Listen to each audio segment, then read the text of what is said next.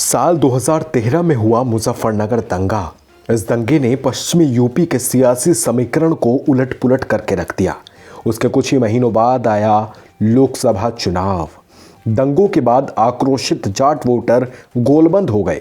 गोलबंदी में क्या राकेश टिकैत, क्या अजीत चौधरी, क्या जयंत चौधरी, सबके किले उखड़ते चले गए।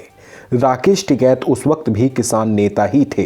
किसानों और जाटों के वोटों के सहारे लोकसभा में पहुंचने की उम्मीदें पाले हुए थे, लेकिन भाजपा के पक्ष में ऐसी सियासी आंधी चली कि सारे समीकरण ध्वस्त होते चले गए।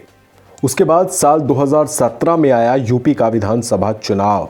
2014 वाली आंधी इस बार भी चली और भाजपा ने अकेले दम पर पूर्ण बहुमत की सरकार बना ली। 2019 तक उत्तर प्रदेश का जाट लैंड कहे जाने वाला पश्चिमी उत्तर प्रदेश भाजपा का गढ़ बन चुका था। कभी पश्चिमी उत्तर प्रदेश में अपना अच्छा खासा दखल रखने वाले अजीत सिंह और उनके कुनबे की राजनीतिक जमीन खो सी गई। राकेश टिकैत बहुत कोशिशों के बाद भी किसान नेता से राजनेता नहीं बन पाए। कांग्रेस तो इस लड़ाई में कहीं थी ही नहीं, फिर भी हाथ पांव वो मारती रही। अब मैदान में नया खिलाड़ी आया है आम आदमी पार्टी के रूप में। किसान आंदोलन के रूप में सबको एक बड़ा हथियार मिला है। राजनेता बनने की इच्छा पाले राकेश टिकैत को भी, अपनी सियासी जमीन खो बैठे चौधरी परिवार को भी, उत्तर प्रदेश में सत्ता के सपने देख रही आम आदमी पार्टी को भी और राज्य में अपना सब कुछ हार चुकी कांग्रेस पार्टी को भी। इनकी ख्वाहिशों के साथ आपको पश्चिमी उत्तर प्रदेश के सियासी समीकरण को समझना बहुत ज़रूरी है। दरअसल उत्तर प्रदेश विधानसभा में 403 सीटें हैं, जिनमें पश्चिमी उत्तर प्रदेश में 77 सीटें। ये सीटें बरेली से लेकर गाजियाबाद और बिजनौर से लेकर बागपत तक फैली हुई हैं, यानी पश्चिमी उत्तर प्रदेश सत्ता की कुंजी है। 2017 के विधानसभा चुनाव में भाजपा को जाट लैंड में करीब 44% वोट मिले थे, जबकि 2019 के लोकसभा चुनाव में यह आंकड़ा 50 को भी पार कर गया।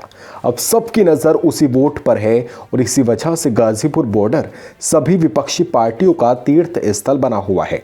सबसे ज़्यादा बेचैनी तो आम आदमी पार्टी में है। दिल्ली हिंसा पर चुप्पी साध लेने वाली पार्टी ने माहौल को तुरंत भांपा और अरविंद केजरीवाल ने तुरंत राकेश टिकैत को समर्थन देने का ऐलान कर दिया। भले ही दिल्ली की जनता पानी को तरस जाए, लेकिन गाजीपुर बॉर्डर पर दिल्ली जल बोर्ड के टैंकर लगवा दिए गए।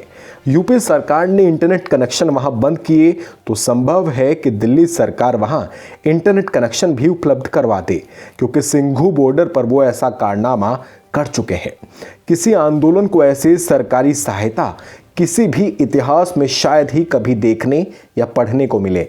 28 जनवरी की शाम तक ये किसान आंदोलन था, लेकिन 28 जनवरी की रात को इसे जाट आंदोलन बना दिया गया। अब तक किसान अपने मंच से राजनीतिक पार्टियों से सार्वजनिक दूरी बरत रहे थे, लेकिन अब बाहें खोलकर राजनीतिक पार्टियों का स्वागत किया जा रहा है। जयंत चौधरी, मनीष सिसोदिया के बाद अब कांग्रेसी नेताओं ने भी टिकैत के दरबार में हाजिरी लगानी शुरू कर दी है। टिकैत के लिए लड़ाई किसानों की तो खैर कभी थी ही नहीं। टिकैत इस लड़ाई के जरिए खुद को सबसे बड़ा जाट नेता साबित करने की कोशिश कर रहे थे। शायद वो अपनी इस कोशिश में कुछ हद तक सफल भी हुए हैं।